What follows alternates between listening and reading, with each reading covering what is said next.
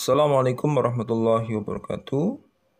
Pada kesempatan kali ini kita akan kembali mempelajari tentang cara perawatan sistem bahan bakar konvensional.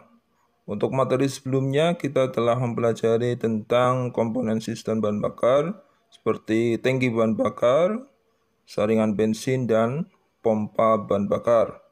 Pada kesempatan kali ini kita akan mempelajari tentang karburator.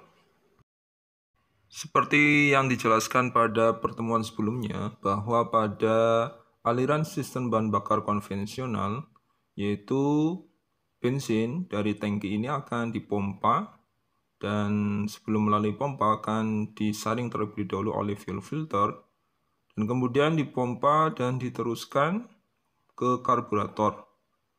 Pada karburator inilah bahan bakar dan udara akan dicampur, dan hasil campuran tersebut akan dialirkan ke ruang bakar atau ke engine melalui intake manifold. Sebelum kita masuk ke materi, yaitu harus diketahui bahwa untuk mendapatkan tenaga mesin yang maksimal ada beberapa syarat yang harus dipenuhi. Yang pertama adalah tekanan kompresi yang tinggi, kemudian yang kedua waktu pengapian yang tepat dan percikan api yang kuat. Kemudian yang ketiga adalah campuran bahan bakar yang sesuai. Dari ketiga syarat ini, karburator merupakan sistem bahan bakar yang berfungsi untuk mencampur udara dan bahan bakar. Bahan bakar yang dikirim ke silinder atau ke ruang bakar harus dalam kondisi mudah terbakar agar dapat menghasilkan efisiensi tenaga yang maksimal. Bahan bakar atau bensin ini akan sulit terbakar bila tidak dirubah dalam bentuk gas. Bahan bakar tidak dapat terbakar dengan sendirinya, harus dicampur dengan udara dengan perbandingan yang tepat. Untuk mendapatkan campuran udara yang baik atau sesuai, uap bensin harus dicampur dengan udara yang tepat. Perbandingan campuran udara dan bahan bakar juga akan mempengaruhi hemat atau tidaknya penggunaan bahan bakar tersebut. Untuk perbandingan secara teoritis, perbandingan udara bahan bakar adalah 15:1, yang artinya bahwa untuk membakar 1 kg bahan bakar diperlukan 15 kg udara. Namun demikian, ternyata perbandingan tersebut harus disesuaikan dengan kondisi mesin tersebut.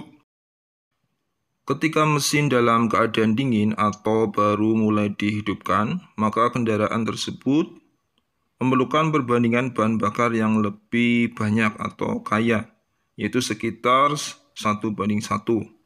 Tetapi ketika sudah mulai panas, perbandingan tersebut akan lebih irit lagi, yaitu sekitar 5:1.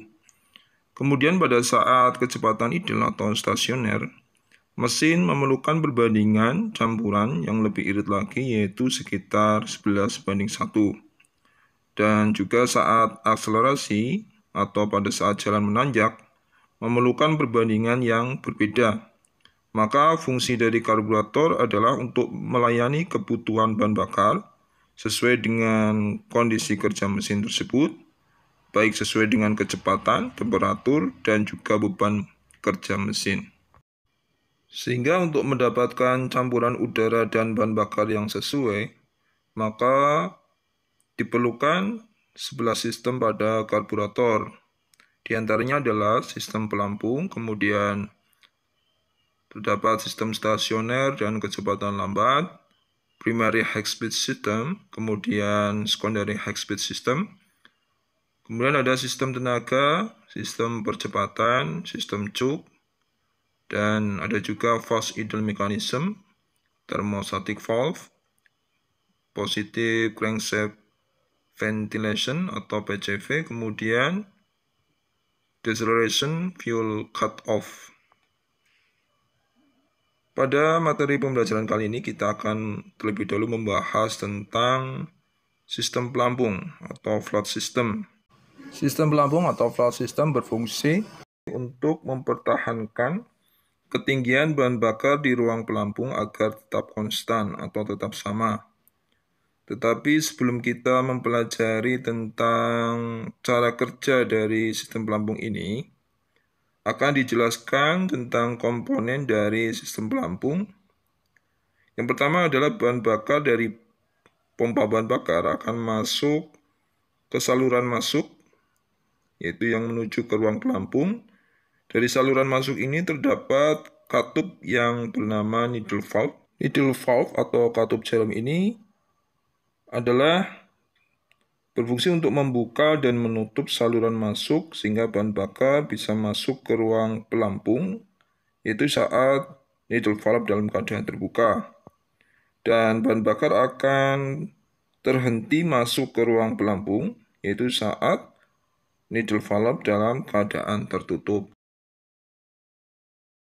Posisi needle valve dalam keadaan tertutup maupun terbuka itu tergantung pada kondisi pelampung. Itu ketika bensin yang ada pada ruang pelampung itu naik, maka pelampung akan naik dan mendorong needle valve sehingga menutup saluran masuk. Pada saat kondisi tersebut, aliran bahan bakar dari pompa tidak dapat masuk ke dalam ruang pelampung. Kemudian ketika bensin yang ada di ruang pelampung turun, maka pelampung ini akan turun sehingga needle valve akan kembali membuka sehingga bahan bakar dari pompa akan masuk ke ruang pelampung.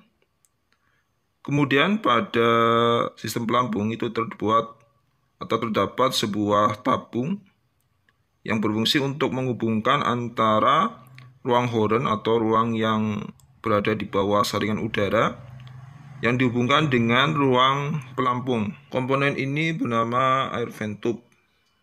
Komponen ini berfungsi agar tekanan yang ada di ruang pelampung dan yang ada di air horen atau ruang yang ada di bawah saringan udara agar tetap sama. Jika air vent tube ini tersumbat atau saringan udara kotor, dapat menyebabkan tekanan yang ada di ujung air vent tube ini lebih rendah daripada tekanan yang ada di ruang pelampung.